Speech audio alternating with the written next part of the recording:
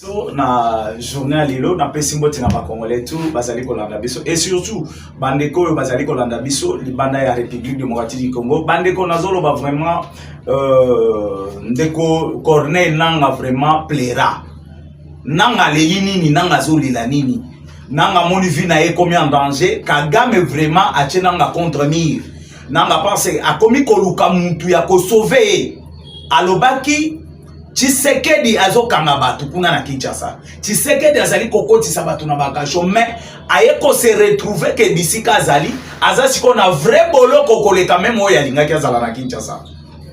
Ndeo moni nanga sali conférence de presse lobby nanga leli nanga s'expliquer mais après conférence de presse ezana makambo ekomeli Corneille nanga.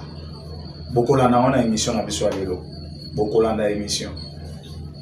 De l'autre côté ba Fayulu ba comprendre na noté bazana kati ya kobundisa toujours la République parce que discours tenu par Martin Fayulu ba Congolais intelligent ba comprendre ce que Fayulu voulait dire na kati ya makambo alobi na kati ya makambo alobi bandeko na ngana koyebisa bino bien que Martin Fayulu alobi abimisi comme si il s'attaque na Kabila comme si il s'attaque na Nanga comme si il s'attaque na Kagame mais enfin ayeko sengela bango kozonga na Congo mais ba Congolais ba comprendre.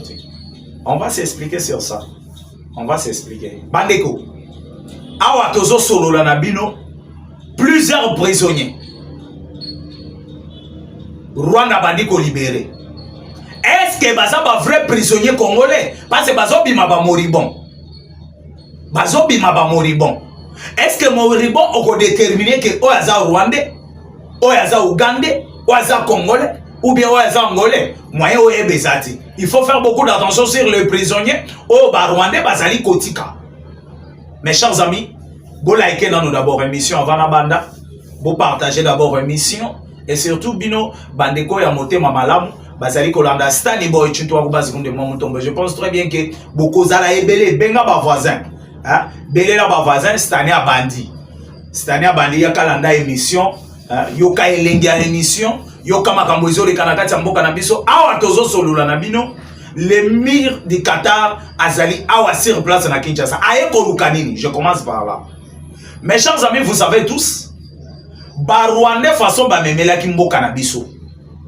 Ba Rwandais ba kenda kozwa même ba contre li banda ya République mais na bomengo ya mboka na biso. Bomengo ya République démocratique du Congo mais ba Rwandais ba keye kozwelango ba contrat, ba zwelango ba millions, ba milliards. Mais biso moko bakolo mbongo, bakolo bomengo tozo swa ilokote. Et vous le savez tous. Aujourd'hui le Rwanda est construit na mbongo oyo babandaki ko sangisele na monde. Mbongo oyo monde babandaki ko oh non, génocide rwandais, génocide que génocide des hommes. Na minoko ba Rwandais toujours génocide. Batu balo babo génocide. Mbongo ezo uta partout dans le monde, autant de millions de dollars pour construire le Rwanda. Mais aujourd'hui, tozo mona siko le comité international babandi kolobela. Babandi kolobela siko yo nini bazo lobela comment on appelle génocide génocide et la République démocratique du Congo. On a tué en République démocratique du Congo, les Rwandais a tué talaka ka Rwanda na Uganda baeko bunda na kati ya mabele ya Congo. Babundi na Congo. Mais Uganda futaka, Rwanda futaka elokote. Les lois tribunal l'Union soit monde et télémi contre les Rwandais. Kagame siko ya yekota le kena kokendenga mokoti. Pourquoi maire de Qatar azana la République démocratique du Congo? Il a compris quelque chose. Il a beaucoup financé les Rwandais. Il a beaucoup propulsé les Rwandais. Rwanda aujourd'hui bazali koloba et Rwanda déjà bien construit. Rwanda déjà beau. Eza ligarab. Nde bazala ki derrière Paul Kagame batu ba PC ba milliards ba PC ba millions. Si lelo Kagame azali koloba, si lelo Kagame nous parle de Kagame devient têtu, Kagame est comme si il est comme ça. C'est à cause ya oyo nyonso baraba banaki kopesa e. Kagame akeneki ko assurer bangona ba or. Vous savez l'or dans le monde batu bazo somba or le roi baraba bazate. Batu balingi ko valoriser or le roi baraba bazate. Mais aujourd'hui, les Arabes ont compris quelque chose. Parce que Liboso et Félix Antoine Tshisekedi Tshilombo qui est dans Qatar. Ameki kola qui du Qatar, mire du Qatar que non, voilà ceci, voilà cela. Le mire du Qatar n'avait pas compris. Parce qu'il continuait toujours à soutenir le Rwanda. Au moins même Masolo Adowa. Masolo Adowa et Oumelaki. Pambate. Et Zalaki n'a deux minutes. De l'autre côté, moi je voyais comme si l'émir de Qatar abandonnait qui Kououmi Samasolo de façon que le Rwanda soit en position. Le Rwanda peut-être peut se ressaisir quelque part. Mais vu que le Rwanda a raison, il a quitté. Vu que le Rwanda a place à Koki comme Mela Makamboute, non, le Rwanda a échoué dans tout. Le Rwanda a échoué. Et Félix Antoine Tshisekedi Tshilombo a coquine des ressources pour la deuxième fois. Et c'est comme ça qu'il va expliquer aux Rwandais pour leur dire que non, aux Qatariens pour leur dire que non. Voilà, les minéraux que vous voyez là, l'or que vous voyez là, ça ne vient pas du Rwanda. Ça ne vient pas du Rwanda. Les alliés Kouta dans la République démocratique du Congo. Faites par tous les moyens, vous collaborez dans la République démocratique du Congo. Il faut oublier le Rwanda dans Katia Makamboy. Il faut oublier Paul Kagame. Kagame n'est pas digne. Kagame n'a pas l'or dans son pays. Kagame n'a pas de minéraux dans son pays. Tout ce qu'il vous donne, ça provient de la République démocratique du Congo. Le président américain a titisi malas bolos nakatia yani ameki ko expliquer bam atali si bango noir sur blanc ce qui se passe en République démocratique du Congo. De mire de Qatar a eko comprendre. Ndomoni lelo même ba club le quoi Arsenal ba komi ko kata siko ba relation na bango na Rwanda. Bakati corps nini signé bakati nyonso. Le Rwanda maintenant zoye bateke akende wapi kaka ndenge mwana na ayemba ngana kende wapi ngana kende wapi Rwanda zoto na payer pe akende wapi. Mes chers amis, nazoye bisabino bien que Rwanda soit qui mo aventure, il est en train maintenant de comprendre que la République démocratique du Congo ce n'est pas un pays où biso to bandaki comme na pas ba congolais belé ba fongoli misu. Ba congolais bazali susu ba congolais à l'obité. Soki Corneille Nanga.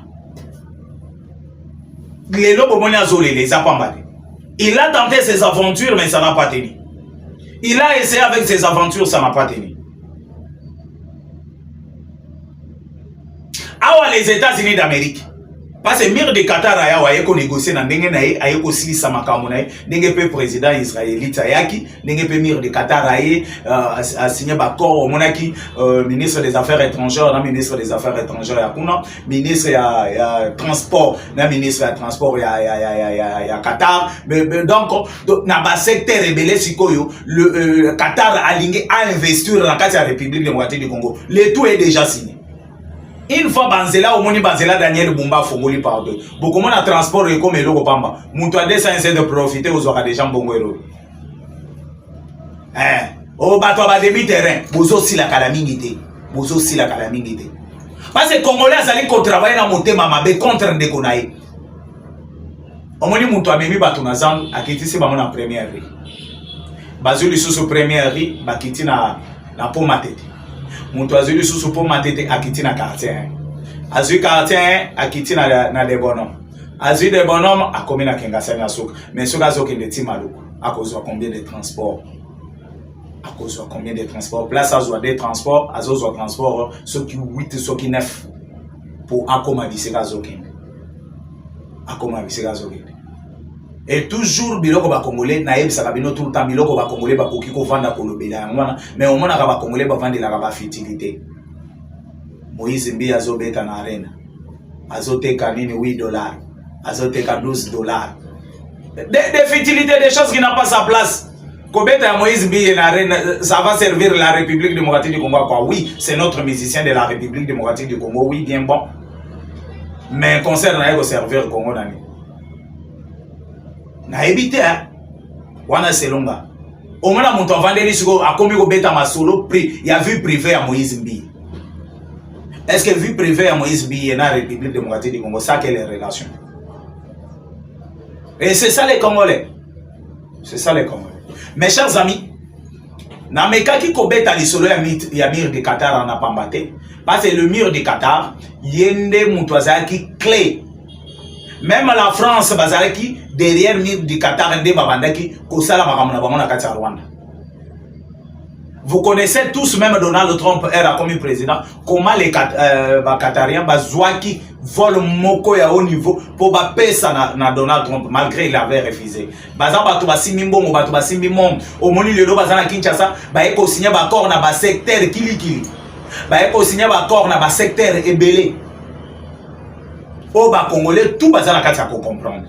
Mes chers amis, Corneille Nanga Aleli. Vous savez tous que Paul Kagame Batindele déjà ba lettre ébélé par les États-Unis d'Amérique. Parce que les États-Unis d'Amérique balingi ko blaguer te na kati ya dossier oui. Na dossier tozo lobela na bino, les États-Unis d'Amérique balingi ba blague te. Les États-Unis d'Amérique baye ko comprendre ce ko yoke non. Il faut tous investir na kati ya République démocratique du Congo. Na ebisa kabino atali sur les plans économiques Chine aleki, sur les plans nucléaires Russie azali kolo. Les États-Unis sont la grande puissance, il y a monoko. Mais na ba plan na nyonso mi balazane le côté. A komi kozonga sima. Les États-Unis maintenant a s'impliquer dans le dossier de la République démocratique du Congo. Ndeko, na ebisaki bino na émission moko. Na ebisaki bino na émission moko. Soki bozo yebate les États-Unis d'Amérique, Donald Trump en particulier, a yé pour sauver l'Amérique. Parce que ce que les Américains na minute bazo kinde na babilo komoko ya kanda bazo linga pour Donald Trump. À titre d'exemple, on dit que sur ces 6 États, 4 États, bazo même pas gouverneur et opposition. Il y a ba république, ba démocrate. Yé azuika des provinces. Na ba gouverneur au babimi, 6 gouverneurs, yé azuika 2. 4 bazo pas soi-disant les démocrates, mais eux bazala démocrates des bateaux bayaka ko boma na monde ko se met trouble ko lukabitumba ko bomisa peuple na monde. Mes chers amis, Donald Trump est venu pour sauver l'Afrique et précisément la République démocratique du Congo. Nde bisika aye ko sala makambo na ye, bisika aye ko sala ko lakisa sek bokasi donc na benga onini puissance ya Nzambe. Parce que Naïb Sarabino tout le temps, les républicains, les démocrates que vous voyez là, ce ne sont pas les démocrates, il y a démocratie, il y a toujours le béla. Parce que les démocrates, il y a le légué, il y a démocrates, là vous les savez tous. Parce que les démocrates, il y a des démocrates. Mais nous, la République démocratique du Congo, nous avons un problème. Notre problème maintenant, c'est de saisir les temps, l'opportunité. Oh bah pesibiso et pas États-Unis d'Amérique pour tout changer ma campagne kati mboka na biso ozomona ba fayulu bavandi banani bavandi bazo c'est la fin du mandat ya Félix Antoine Tshisekedi Tshilombo bango bazo au pouvoir. Vous vous trompez, il n'y a pas de pouvoir bako bozana pouvoir beaucoup zoité. Corneille Nanga maintenant son problème c'est quoi?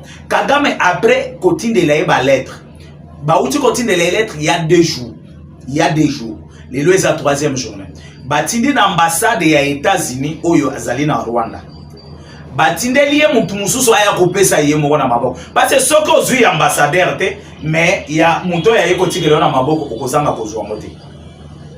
Les mythes du Qatar que vous voyez ici auti na Rwanda auti ko la kisa Paul Kagame noir sur blanc alali même na Rwanda ala kisi noir sur blanc ala kisi lolenge za kokufa pe na kobika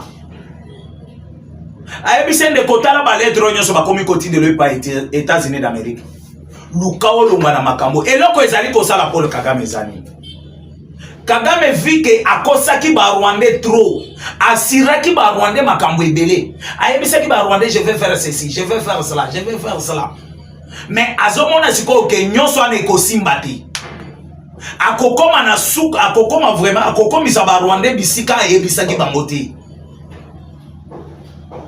Nomoni, il est en train maintenant de faire ça comme un dossier au Azali Kosala et la Rwanda. Au Azali Kosala pour les Rwandais et par les Rwandais. Parce que na minute au moyen Kagame bi malisusu libanda ake de Kosala nini ndeko. Kagame tokola mwana tongo boyo ki kakufi. Bobo yate. Ba Américain ba bomi ete pression a komi kozwa na monde na ba maladie za na ngona nzoto ezo simba lisusu te. Tala le lege ake empoisonné même James Kabari. James Kabare a empoisonné par le régime de Paul Kagame. Parce que Kagame sait mieux que Aujourd'hui, je peux tomber. Le problème, c'est de quoi? Selon Kagame a commis qu'on soupçonnait d'anciens collaborateurs, comme si Batou Bazali côté Kaba faiblesse. En connaissant bien James Kabare, en connaissant bien que James Kabare a eu ba faiblesse sur Paul Kagame. Parce que Zana Muntu a maîtrisé ba faiblesse à James Kabare, koleka. Yemoko James Kabare et Kagame. Et Zana Muntu a maîtrisé ba faiblesse à Kagame, koleka James Kabare. Comme Kagame a commis on a déjà en danger. Kagame a commis comme on a que Vinaye et so comme en Asuka. Qu'est-ce qu'il faut faire? Il faut commencer à éliminer maintenant tous ses collaborateurs. Il a commencé par James Kabare. Si ko yo corner nanga kotika yo. Congolais, se poser des questions. Azo sala James Kabare boy. Zete a mobesu, azo sala mobo. Mais si ko nanga o ya zeta ko kauka, abosuka wapilanga li solo. Nazo beta li solo nyon sonne de façon que vous comprendre suite il y a qu'on appelle son année. Corneille nanga et kozala nini dans quelques mois, dans quelques jours, dans quelques heures.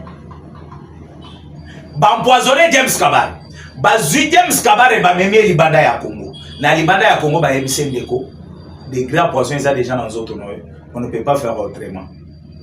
On ne peut pas faire autrement. C'est que tu vas supporter Zakaka que balinga qui va opérer libanda. James Kabare Abouy va opérer Libanda, va coopérer na Rwanda. C'est comme ça que James Kabare a quitté na Rwanda, a créé un camp militaire, des places va opérer. Parce que les généraux, les gens en Rwanda même, ils sont dans la République démocratique du Congo, et ils ont commis des généraux grâce à James Kabare. Ils ont confiance à James Kabare. Mais maintenant, Kagame, ils ont confiance à les généraux et pas James Kabare. Comme si James Kabare a causé un coup d'État. Bakoki ko utiliser James Kabare pour na koboma. C'est comme ça que Kagame a sauté d'abord au premier ya koboma James Kabare. A éliminé James Kabare. C'est à partir de là maintenant a kobanda ko kende na bango moko pesima ya mususu. Parce que Kagame a zoé bateke bitumba liwana ye koyela na nzela ya nani? Liwana ye koyela na nzela ya wapi? C'est comme ça qu'on va empoisonner James Kabare. James Kabare a entre la vie et la mort. James Kabare a entre la vie et la mort. James Kabare entre la vie et la mort. Et qui peut sauver James Kabare? Barwane tout basogoli maboko. Balobi le lenge baliaki ensemble. Le lenge bameliaki ensemble. Bakufa bamonyo. Kagame monika na kufa ngamo wote tika na boma Kabare. Ndebo yo moni James Kabare za. Bazo kango ba fanti. Mais tala le lobby c'est que comme mababa. Mes chers amis, ne Corneille nanga sikoyo. Kagame na bakanda wana nyonso. Ba yebise longola batu na Congo. Longola batu na Congo.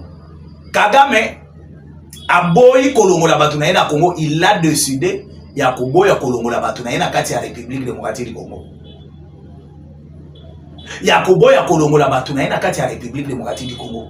Kagame s'est décidé yakozwa décision ko signer arrêt de mort nae. Parce que autaki ko fundawa. Oh non, le chef de l'État, les États-Unis d'Amérique plutôt, balingi ba bomangai, balingi ba salanga boye, balingi ba salanga boye.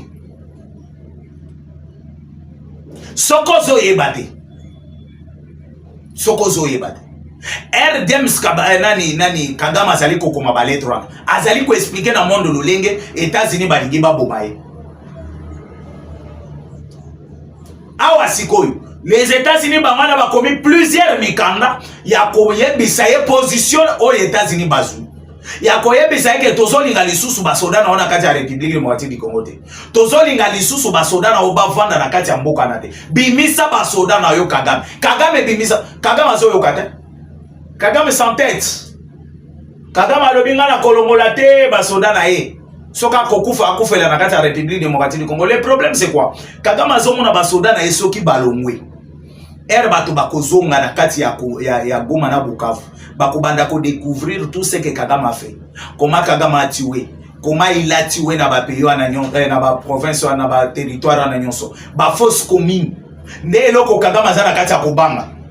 Nde loko ezali kopesa bobangi na Paul Kagame. Neloko Kagame azali ko se poser ba question so ba découvrir biloko ngana ko kende wapi. Kagame azomona amata likolo, adinda na mabele, akende gauche, akende droite, tout ce qui est comme crime en République démocratique du Congo, il a dit. Il a dit. Oyo moni Fayulu azali ko la dialogue. Fayulu azoli la dialogue. Allez la dialogue pona ni po batu ya Kagame, bazalana na kati ya dialogue, ba meka ko plaider pona Kagame. Ba meka ko plaider. Parce que Fayulu alobi Kabila abomi na Kagame na ananga. Na suka alobi dialogue inclusif. Et azolo ba dialogue inclusif ana poto zwa donc quand on parle de dialogue inclusif, oyebi ke dialogue inclusif to ko exclure mutute. Ba tout ba kozala na kati ya dialogue. Donc nanga il faut ya dialogue. Kabila il faut ya dialogue. Katumbi il faut ya. Bango tout il faut ba ya kokota na kati ya dialogue. Tant que kuna na ba accord signé na Doha, ezana place ba piéger ki bango. Baebisaki bango, vous allez dialoguer avec au Congolais. Vous allez dialoguer au Congolais. Mais à condition que vous allez respecter la loi Yamboka, vous allez respecter la justice Yamboka, vous allez respecter la constitution Yamboka. Et c'est ça. Et c'est ça. Elle, vous allez respecter Batouana, vous allez respecter Pambate. Bazali ko respecter parce que c'est le gouvernement congolais qui va organiser ça. Non moni bonim panama lobanae, bonim palobi le gouvernement de la République démocratique du Congo. A eu problème na Kagame. Parce que Kagame na minute a commis le quoi nyama moko ba beti masasi mais a kufité. Kagame a dit déjà qu'il va mourir. Akokufa pe na ba américain dengazo yebisa binote. Akokufa pe soko moni azali ko lela liwa tout le temps. Kagame sait déjà na ma maladie azala ngoke akokufa. Il faut siko alobaka ke c'est les États-Unis d'Amérique, c'est les États-Unis d'Amérique. Pour ce qui a koufi, batu ba moneke, batu ba bomi Kagame za ba américain. Batu ba ko ici Paul Kagame ce sont des Américains. Ce n'est pas ça. Kagame est en train de tromper leur vigilance. Il est en train de tromper les Congolais. Le monde entier, Kagame voulait maintenant emballer le monde dans Babouzo Banaï. Tant que le monde sait déjà que non, Kagame va mourir, Kagame va malade, Yokope, ça y est, l'Iwa. À Kokoufa. Mes chers amis, à ce que moi je sache, à ce que moi je pense, la République démocratique du Congo, où ils allaient au Canabiso, où ils allaient nani bolaike nano d'abord bolaike avant de continuer na des solo boye bananga bazo welela nini na Kagame nanga bazo welela nini hein bolaike s'il vous plaît bolaike boye mes missions hein boye mes missions bo partager surtout na ebisa rabino le seul moyen oyo tokoki kolinga mboka na biso. Seul moyen de soutenir la République démocratique du Congo, c'est de s'abonner. Vous allez vous abonner. Vous s'abonner, vous partager ma émission, vous liker ma émission, vous allez courage à la République démocratique du Congo. C'est Stani Boy. Tu dois Stani Boy. Je pense très bien que la République démocratique du Congo est en train de décoller. Nanga sali conférence de presse, asili conférence de presse. Mais biloko nanga lobaki et créer les problèmes pas Kagame parce que nanga na ba makambutu alobi azali kolobela ba intérêt individuel. Mais tant que le M23 balinga kabalo ba même langage, ata ezaya mabe, ata ezaya lukuta, mais balo ba même langage, c'est ce qui va leur favoriser. Il y a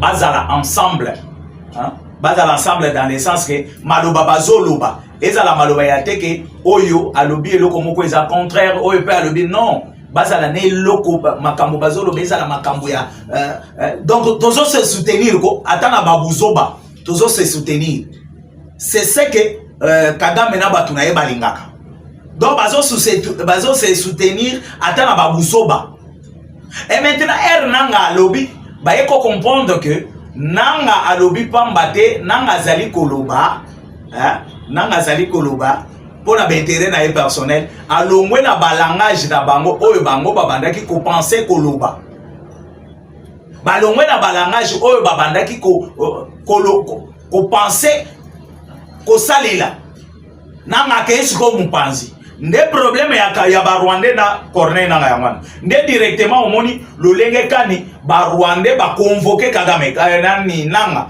a été convoqué hier na nini bazo sambisa nanga zo sam nanga sambi pendant 3 heures du temps ba meki kotalisa nanga ke ba signifier même ba papier ba ebisi na Corneille nanga ba papier oyo zo signer oyo ba papier oyo zo signer eza ba papier ozo signer pamba te ozo signer ba papier oyo po une fois ozo ata occasion ya kokima yo okoki kokima te signer biso ba papier nanga signer parce que il savait que ce qui nanga aboyi ko signer directement nanga akolaki sa position na ye nanga akolaki sa position na ye et pas comment on appelle et pas Rwandais pour ce cas boyaki ko signer elingaki ezala eloko moko ba Rwandais balinga ba mona ke non nanga comme ça se dit nanga azali na problème ya kokima c'est nanga qui trahit c'est nanga qui fait ceci c'est nanga qui fait ceci. Et les Rwandais ont vite compris ça. Ne ba eko signer nanga ba mikanda, ba eko signer nanga ba papier. Ba la qui sait que non, nanga toi tu dois signer, voilà ceci, voilà cela, nanga tout signer. Bonipa ne bakangi. Bonipa bakangi pour nani parce que Bonipa a voulu kobenga pas il n'a pas voulu. A bengi la République démocratique du Congo et le gouvernement de la République démocratique du Congo. A bengi le gouvernement de la République démocratique du Congo. Là, on déplace problème à Bonim Pezali. A bengi Félix, chef de l'État. Aïe, aïe, aïe, aïe, aïe, aïe, aïe, aïe, aïe. Déplace problème et peli siko moto et peli à makasi. Moto et peli à makasi. Ndeko. Nazo yebisabino na tango tozo solo là. La République démocratique du Congo baza na kati ya ko dépasser ba niveau mususu obino bobandaki ko s'attendre. Congo baza likolo déjà. Congo baza likolo. Na minito na oya na yebisabino ke ba signature réseau signé. Ah, bazo signé. Miti de Amir de Qatar azaka ka loboko na mokonga Félix boy. Tu sais que loboko kaka boy sima ya mokonga. Nde Corneille nanga problème na bango nyonso ngwana. Basambisi a signé ba papier, ba tché na nini. Mais ba Rwandais siko leur problème c'est quoi? Ba Rwandais le fait ya ke bazo banga kolongwa. Na ebisaki bino le dossier ya batu na bango bazo senga. Bango toyoki ke bazo libérer c'est depuis lobby bazali ko pesa biso ba information ke bazali ko libérer ba prisonnier mais ba prisonnier baza moribond. C'est au gouvernement de la République démocratique du Congo une fois Goma ouvert malgré ba Rwandais lelo bango nde batu balobaki na ba TV oh non tu sais que il ne veut pas aligi kolongola nini ko fongola aéroport te tu sais que dans zone ngabatu bakufa il faut fongola ba banka fongola boya fongola boyi si bozali ko senga na tsiseke da fongola biloko nyonso mais comment lelo balingi ba fongola bokomi ko boya comment lelo balingi ba fongola bino bokomo lo baté tu sais que ne peut pas faire ça tu sais que ne peut pas faire ça oh tu sais que ko ça la moitié pour nani asa la moitié pour nani. Il fallait tout ça l'effort ya kofongola bino bolela ki bato bazo souffrir bino bolela ki bato balingi bakufa tu sais que dalinga boma bato bazana goma na Bukavu mais aujourd'hui ba fongola c'est l'M23 qui décide maintenant c'est l'M23 qui refuse plutôt ya kofongola aéroport na biso ya Goma bango balobi ba kofongola te sur quel droit? Vous êtes des Rwandais, vous venez du Rwanda mais les lobos koki ko ya ba fongola aéroport sur quel droit? Est-ce que les Congolais pour comprendre les Congolais comprennent bien que le Rwandais est à la base de Babouzo Baibeli na kati mboka na biso. Ba komi siko ko linga ko fongola ko bimisa ba prisonnier de façon que ndeko nazo étudier problème ya ba prisonnier tina suka pona ya kopesa bino compte rendu. Pourquoi ba Rwandais bazo ça? Et c'est que je suis en train d'imaginer que ba Rwandais ba posa la besoin infiltrer biso ba moribon na bango pour batambola ba kozwa santé ya bien pour ba infiltrer biso lisusu bien. Merci. kaka lolenge tolobaki na ebisaki bino bien que le chef de l'État Félix Antoine Tshisekedi Tshilombo lelo avec le gouvernement madame Judith Soumino tomoni lelo sikoyo budget oyo bachela armée pour l'année prochaine ndeko. C'est le but Félix Azo Salam Salade Wandoki. Kabila nous a laissé 4 milliards, non? Mais l'année prochaine, nous avons projeté déjà couper sa armée 8 milliards comme budget. Il y a armée, Bachan armée 8 milliards. Mais certainement, je peux dire, na ba autorité, na biso, tokoki ko chata 100 milliards. Mais tant que nous avons encore des Rwandais, des infiltrés dans notre, pas même des Rwandais, mais il y a même des Congolais qui sont là au service du Rwanda, il faut d'abord que nous kabatouana nyon soko dégager ba mon armée. Ndeko chambongo na po esale la armée na biso musala. Esale la mboka na biso musala. Que les Congolais comprennent, les militaires congolais va se sentir à l'aise. Ba mona balia pe bomengo ya mboka na bango. Balia bomengo ya mboka na bango. Mes chers amis, je pense très bien que dans un souka ya émission nangai, mon numéro 1 plus 243 82 75 76 085 plus 243 82 75 76 085. Vraiment bon anniversaire à Stani Boy Chinto Basi Mundembo Mutombo. Le link vous allez collander partout. Vous allez collander si vous souhaitez et bon anniversaire et vous allez bien makasi awa na bien que tout le monde a lobby journée à lobby to ko memela bino ba précision sur ba prisonnier oyo bango bazali ko libérer na Goma. Pourquoi bazo libérer ba prisonnier na to meke ko la kizamino et loko ni nezo le ka entre na ngana ba Rwandais ba signer même na ba papier ba PC ba condition lolenga ko banda ko tambola ya ko kiko sala lisusu conférence de presse a ko kiko sala point de presse sans que ba Rwandais ba pesa e maloba o ya ko kiko loba o Kagame nani nanga siko ayeko se sentir bien que azana prison koleka même prison abandaki ko banga ya République démocratique du Congo yemo ko komi kolela akomoluka lolenge kane ba ko kiko bimbisa e place wana mais moyen abimezate akovanda kaka wana ko yemo ko muntu aluka kyamu. Je dis et je vous remercie. Ciao.